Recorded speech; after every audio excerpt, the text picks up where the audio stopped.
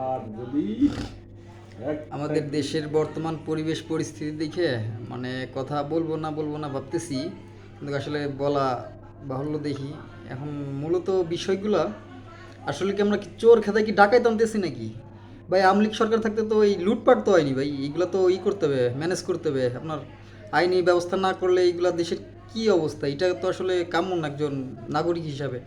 দেশ উন্নয়ন করবেন ঠিক আছে, কিন্তু এইভাবে লুটপাট করে এগুলাই নজর দেন নাকি আপনারা? আপনারা ক্ষমতায় আসছেন ঠিক আছে, ক্ষমতা থাকা আসাও পরেও যদি এগুলো অকারেন্স ঘটে, এগুলোর দায়িত্ব কে নিবে বলেন? সাধারণ জনগণ।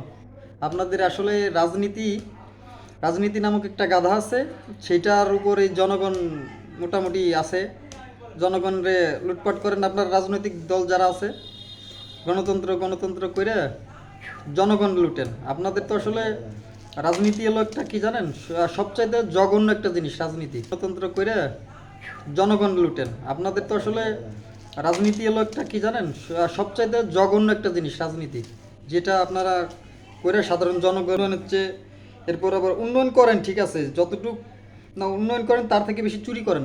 সকল রাজনৈতিক দল, একটা রাজনৈতিক দল আছে দেখান যে সে সৎপথে আছে, সব চোর। আমলিগ বলেন, বিএনপি বলেন, সবাই সবাই অপবাদ দেয়। তাহলে ভালো কোন দল? আপনার ওই যে বর্তমান যে আসছে, কিন্তু সে কি ভালো আসলে? কতটুকু ভালো এটা সময় বলে দেবে, বুঝছেন? অতএব আমরা চাই দেশে শান্তি। এই শান্তি রক্ষার্থে যেটা করলে ভালো হবে সেটা করবেন, ঠিক আছে? আশা করি সবাই দেশটা ভালোভাবে পরিচালনা হয়, এভাবে সবাই এর জন্য দোয়া করবেন। আর যত তাড়াতাড়ি সম্ভব একটা নির্বাচনের ব্যবস্থা করেন আপনারা, যেহেতু আপনার রাজনৈতিক দল অবশ্যই দরকার, একটা নির্বাচনও অবশ্যই দরকার। যেভাবে করলে ভালো হয়, আপনারা বড় বড় মানুষ আছে, আপনাদের তো নিজস্ব মতামত আছে, এই জন্য যতটুকু সম্ভব সাধারণ জনগণের দিকে তাকায় আপনারা এগুলা একটু দয়া করে অবিলম্বে তাড়াতাড়ি করার চেষ্টা করবেন, বুঝছেন?